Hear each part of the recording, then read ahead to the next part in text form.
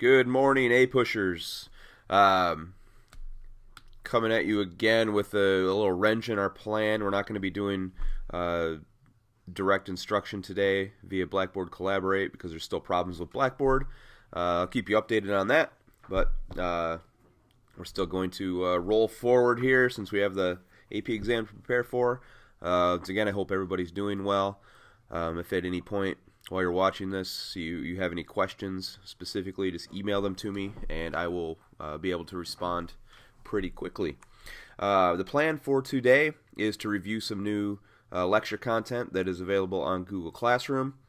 I'd like to show you a resource that's a good tool to study for the exam, and that's the Gilder-Lehrman APUSH Study Guide. And then I am going to explain your homework for the week, which is something I'm calling the DBQ Toolkit, which is practicing some skills and doing some review of Period 3, which includes the American Revolution, Constitution, and the 1790s. Hopefully by the end of this assignment, you'll get some good practice of various skills that are relevant to the exam and be one step closer to being able to knock the DBQ out of the park. As far as homework goes, that DBQ toolkit is due by class time next week. As far as your assignment that's due today, which is the World War II DBQ outline, seeing a good number of you have turned those in, so I will get to grading them and get them back to you here in the next couple days so that you have a chance to review those DBQs. Alright, the first thing I want to do is we're going to go over here to Google Classroom. You'll see Distance Learn under Classwork. You'll see Distance Learning Week 2. Let's take a look at this Gilder-Lehrman AP US History Study Guide. This is a resource that's been around for a good number of years now, and they keep updating it as the curriculum changes slightly from year to year. But what you're going to see here on this page is there's an overview video for each time period, which is useful for very quick review. However, if you click on the time period like I'm doing here, I'm going to period 3, the great thing about this website is actually the timeline that is fantastic for review. So as you click through these events, you get a little bit of content here. There's videos for major events. As we continue to go through here, you're going to see that there's a significant amount of information. And these are all historians giving talks about these topics, also primary sources, and then secondary content. As we scroll down, primary sources, which point out important events from the time period, and then there's videos and some essays that are useful. But I think for our current situation, the best use of this is to kind of go through the timelines and just kind of refresh yourself on what's going on during each of these time periods. It's also great for the DBQ, so we're going to be looking a lot at DBQ practice for period 3 today. So if you go to period 2, you can kind of see what's going on during that time period and start thinking about contextualization. So if we were to go to the end of this timeline, so let's say the 1740s, 1750s, we'll start to see some content that would be relevant for contextualization. Alright, so that's a good resource for you to use if you have any questions about it, and again, feel free to let me know. Now, new videos, lectures that are up on Classroom. If we scroll down to end of course review, there are 2 new videos on period 3 on the Articles of Confederation and the Constitution, and then the Washington Adams administrations for period 3, and then the first video for period 4. Again, these are pretty good. They review content, they review skills, they go through examples of DBQs and how to do document analysis and stuff like that. So if there's any specific time periods you feel weak in, Again, I recommend these video lectures that are provided by College Board specifically for you to review for this 2020 exam. Again, any questions, feel free to let me know. Now, your assignment for the week, DBQ Toolkit, is right here. This is an opportunity for you to practice individual skills again and review some content from the third time period. Here's what the document looks like. What's inside, there's context, practice, thesis, using documents as evidence, using outside information, and then some sourcing or HIP analysis statements to just, again, review content. One trick here, when you open this file, it'll probably, this part of the page, the main page, because this isn't a slide, will be small. If you click on the zoom button up here and change it to 100%, it'll be much easier to work with as the slide will be bigger. Alright, so contextualization. A lot of great information here. And I'll just review context as an example for the information that's here.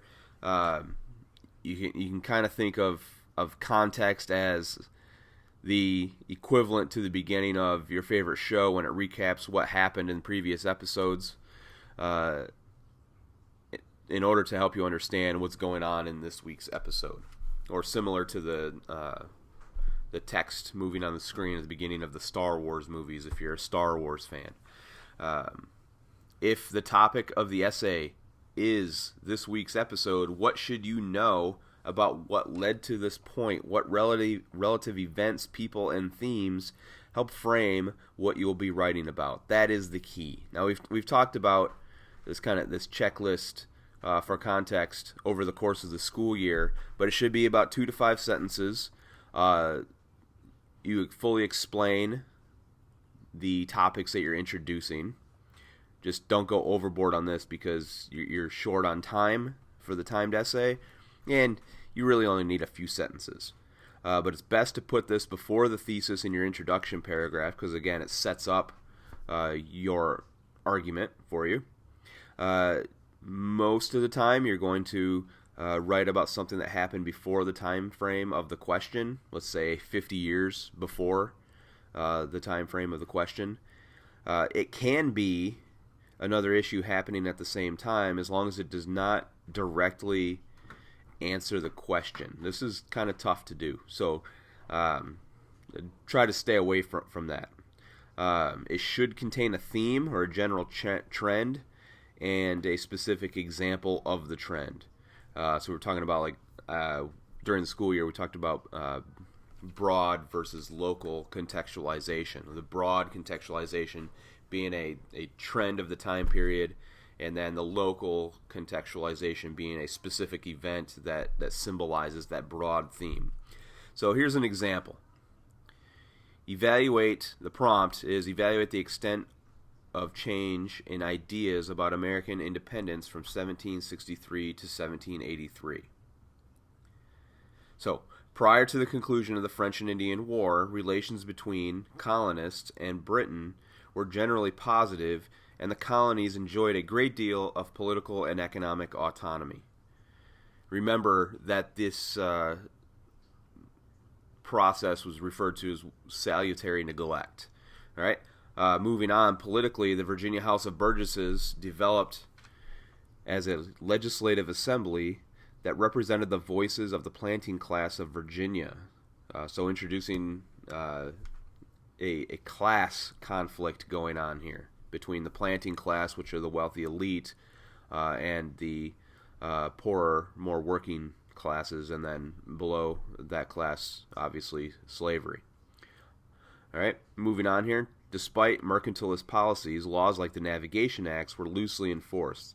The colonies enjoyed this salutary neglect and were overwhelmingly loyal to Britain. This began to change as British policies of taxation divided the colonists on the issue of whether they should remain loyal or declare independence. All right, so that's an example of a fantastic contextualization statement. That's what we want to our goal to be. We want to get to that level. So here's how you're going to edit this document. These are text boxes that you see here, there, and here.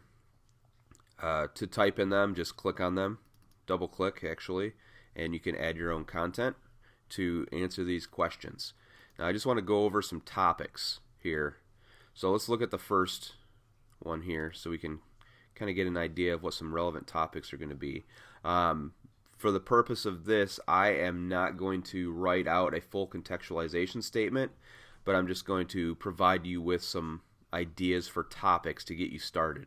So I'm just going to bullet point some information here. So here's the sample prompt. Evaluate the relative importance of factors that led to American victory against Britain in the American Revolution. So if we're thinking about American Revolution, remember that time period, basically end of the French and Indian War, so let's say 1763, all the way up until, let's say, the establishment or ratification of the Constitution, which would be 1791, or some stretch it out longer to 1800, because that is a time when the Constitution's been in place and a government has been, at least for the time being, fully created and is being implemented. Some people think of the American Revolution as just being the time period of the beginnings of what the Revolutionary War was, through the culmination of the war. But we're going to look at this more broad picture of American Revolution from 1763, at least until ratification of the Constitution, if not a little further. All right. So some topics that would be relevant that come before American Revolution, obviously the French and Indian War between the British and the French, with American colonists obviously being on the British side. Patriots versus loyalists is relevant context here, as that's starting to form before the war starts. Notice that this prompt doesn't have any specific years, so we can think of factors leading to American victory against Great Britain, victory being ultimately the culmination of the Revolutionary War. So we have a little bit more wiggle room here to be able to include things that would obviously be relevant during the time period of the American Revolution, but it actually comes before the time of victory against Great Britain. So besides the political fight, economic fight between patriots and loyalists, various tax actions are relevant here. Or we can even stretch that out, various acts which aren't necessarily taxes and taxes passed by Britain leading to the Revolution would be relevant. Some examples: the Stamp Act, the Intolerable Act, or Acts, Quartering Act, etc. There's many of them. These are the biggies. British naval strength and mercantilism.